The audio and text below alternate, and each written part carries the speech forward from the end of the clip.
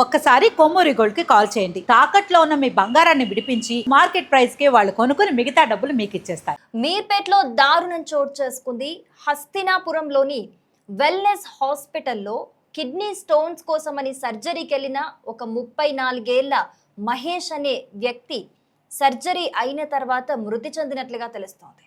అయితే hospital management చనిపోయినా కూడా చాలాసేపు కుటుంబ సభ్యులకు చెప్పకుండా ఉంచినట్లుగా కూడా తెలుస్తోంది. దీనిపై పలు అనుమానాలు కూడా వ్యక్తమవుతున్నాయి. అసలు ఏం జరిగింది? కిడ్నీలో స్టోన్స్ ఉన్నాయని చెప్పి వెళ్ళిన వ్యక్తి శవమై ఎందుకు తిరిగొచ్చాడు? అసలు ఇది డాక్టర్ల నిర్లక్ష్యమా, లేకపోతే ఏదన్నా మెడిసిన్ హై డోసేజ్ ఇచ్చి ఇలా జరిగిందా?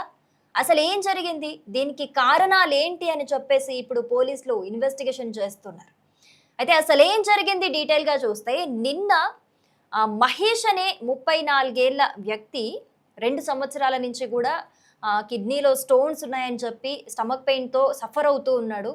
ఇంతకుముందు వేరే వేరే హాస్పిటల్స్లో చూయించుకున్నాడు. కానీ ఇక్కడ ఈ మధ్య వెల్నెస్ హాస్పిటల్లో బాగా ట్రీట్ చేస్తారని తెలుసుకొని నిన్న అంటే ముందు చెక్ చేయించుకున్నాడు, వచ్చి సర్జరీ చేయాలని చెప్పారు, ఓకే అనుకున్నారు.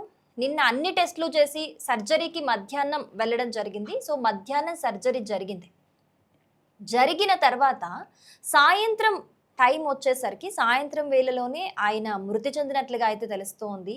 కానీ ఈ విషయాన్ని కుటుంబ సభ్యులకు దాచి రాత్రి వరకు దాచించడం జరిగింది. రాత్రి సమయంలో అంటే 9 గంటల ప్రాంతంలో అలా కుటుంబ సభ్యులకు ఈ విషయం తెలుస్తుంది.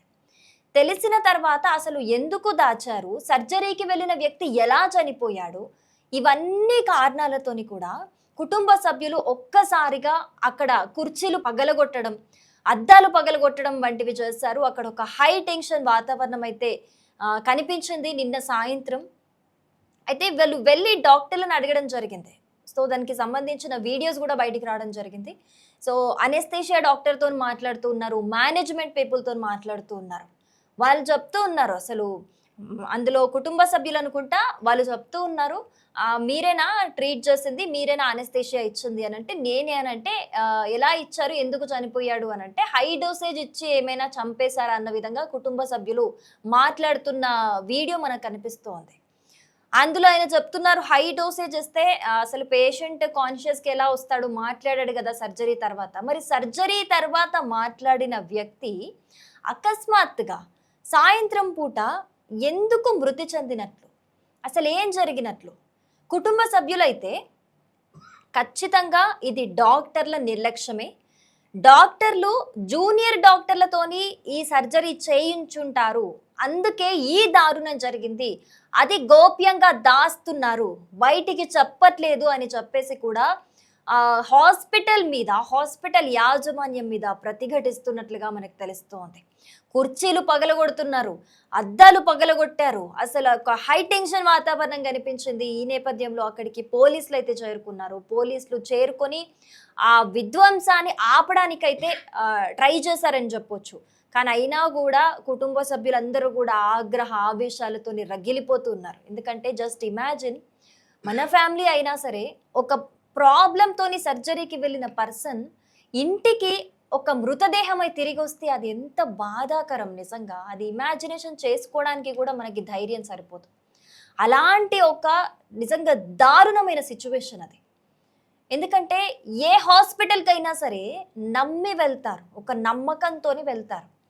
సర్జరీ అని అంటే అదొక రిస్క్ అని తెలిసిన హాస్పిటల్ మీద, ఆ హాస్పిటల్లో ఉన్న డాక్టర్ల మీద ఒక నమ్మకంతోని వాళ్ళ వల్ల ఖచ్చితంగా మా రోగం ఏదైతే నయమైపోతుంది అనే నమ్మకంతో వెళ్తారు. కానీ ఇలా ప్రాణాలు పోగొట్టుకుంటారని ఎవరైనా ఊహిస్తారా? అసలు అక్కడ ఏం జరుగుంటుంది? ఎవరైనా డాక్టర్లు ఇప్పుడు కుటుంబ సభ్యులు అనుమానిస్తున్నట్లుగానే జూనియర్ డాక్టర్లతో ఏమైనా సర్జరీ చేయించారా? లేకపోతే ఏవైతే ఒక ప్రొసీజర్ ఉంటుంది కదా, ఆ ప్రొసీజర్లో ఏమైనా అటు ఇటు అయ్యి ఉంటుందా? లేకపోతే ఏవైనా మెడిసిన్స్ ఇస్తారు కదా, మెడిసిన్స్ ఫ్లూయిడ్స్ చాలా వాడుతూ ఉంటారు కదా సర్జరీ ప్రాసెస్లో, వీటిలో ఏదైనా డోసేజ్ ఎక్కువ ఇచ్చుంటారా?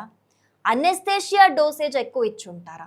అసలు ఏం జరుగుంటుంది అక్కడ? అనెస్థీషియా డాక్టర్ చెప్తున్నాడు ఆ వీడియోలో, నేను డోసేజ్ ఎక్కువ కనుక ఇస్తే సర్జరీ తర్వాత కాన్షియస్కి ఎలా వచ్చాడు, ఎలా మాట్లాడాడు. సో కాన్షియస్కి వచ్చిన ఒక పేషెంట్, బాగానే ఉన్న ఒక పేషెంట్ అకస్మాత్తుగా ఎందుకు చనిపోయాడు? మరి అక్కడ ఏంటి కారణం? ఎందుకు ఇది బయటికి చెప్పట్లేదు? ఏమై ఉంటుంది? హాస్పిటల్ నిజంగా వాళ్ళ తప్పు లేకపోతే ఎందుకు సాయంత్రం చనిపోయిన వ్యక్తిని రాత్రి వరకు చనిపోయినట్లు ఆ ఇన్ఫర్మేషన్ ఎందుకు దాచి ఉంచారు? వాళ్ళ సైడ్ తప్పు లేకపోతే ఎందుకు దాచి ఉంచినట్లు? ఇవన్నీ కూడా ఇప్పుడు పలు అనుమానాలు అయితే వ్యక్తమవుతున్నాయి. రీసెంట్గా మనం ఒక కేసు చూసాం. హైదరాబాద్లోని హయత్ నగర్లో ఇలాంటి కేసు జరిగింది. ఒక ఆమె ఫ్యామిలీ ప్లానింగ్ ఆపరేషన్ కని వెళ్ళి సర్జరీ అయిపోయింది. సేమ్ ఇలాగే సర్జరీ అయిపోయింది. జస్ట్ 2 అవర్స్లో డిశ్చార్జ్ చేస్తామని చెప్పారు. డిశ్చార్జ్ చేస్తామని చెప్పిన తర్వాత 2 గంటల్లో డిశ్చార్జ్ చేస్తామని చెప్పిన తర్వాత ఆమె చనిపోయింది. ఏదో ఇంజెక్షన్ ఇచ్చారట, దాని తర్వాత ఆమె చనిపోయింది. అసలు అది ఏం ఇంజెక్షన్ అయి ఉంటుంది? డోసేజ్ ఏమైనా ఎక్కువ ఇచ్చారా? అసలు చనిపోవడానికి గల కారణాలు ఏంటి? ఇది డాక్టర్ల నిర్లక్ష్యమా, లేకపోతే ఏం జరుగు ఉంటుంది? అక్కడ కూడా సేమ్ ఇదే పరిస్థితి. కుటుంబ సభ్యులందరూ కూడా అక్కడ గొడవకు దిగిన పరిస్థితి.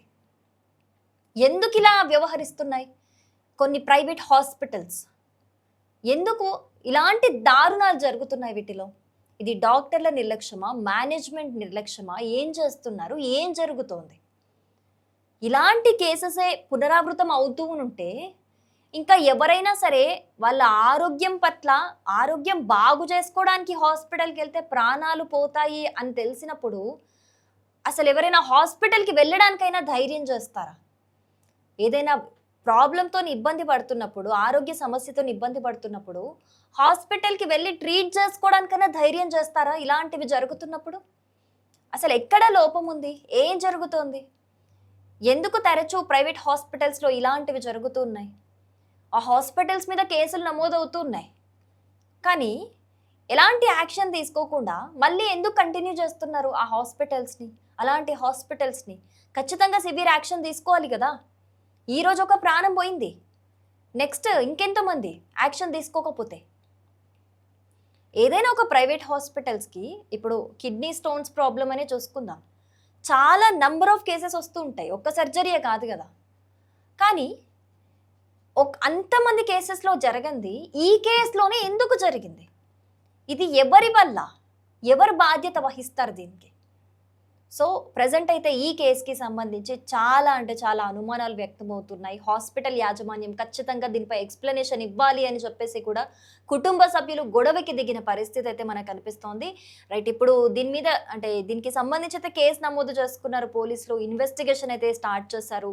ఇది డాక్టర్ల నిర్లక్ష్యమా, లేకపోతే మెడిసిన్ ఏదైనా వికటించిందా, లేకపోతే ఏదైనా హై డోసేజ్లో ఫ్లూయిడ్స్ ఇవ్వడం వల్ల జరిగిందా, అనెస్థేషియా డోసేజ్ ఎక్కువ ఇచ్చారా, ఇది ఎవరి వల్ల జరిగింది, ఈవినింగ్ చనిపోతే రాత్రి వరకు ఎందుకు గోప్యంగా ఉంచారు, ఇవన్నీ కూడా ఇప్పుడు ఇన్వెస్టిగేట్ చేస్తున్నారు. ఫైనల్గా దీంట్లో ఏం తేలుతుంది అనేది అయితే చూడాలి. వాట్ ఎవర్ ఇలాంటి కేసెస్ జరుగుతున్న నేపథ్యంలో మనము ఒక్కసారి ఏదైనా హాస్పిటల్కి వెళ్ళినప్పుడు మనకి ఏదైనా అనుమానం ఉన్నా, వాళ్ళు చెప్పిన దాంట్లో అక్కడ ఏదన్నా బాలేదు, ఏదో జరుగుతుంది అని అనిపించినా, లేకపోతే డాక్టర్ మీద నమ్మకం లేకున్నా, ఏ కేసులో అయినా సరే సెకండ్ ఒపీనియన్ తీసుకోవడం అనేది చాలా చాలా మంచిది. సెకండ్ ఒపీనియన్, సెకండ్ డాక్టర్ దగ్గరికి వెళ్ళి ఒపీనియన్ తీసుకుంటే మనలో మనకి కొంతలో కొంతైనా క్లారిటీ వచ్చే అవకాశం ఉంటుంది. ఇలాంటివి జరిగే అవకాశం తక్కువగా ఉంటుంది.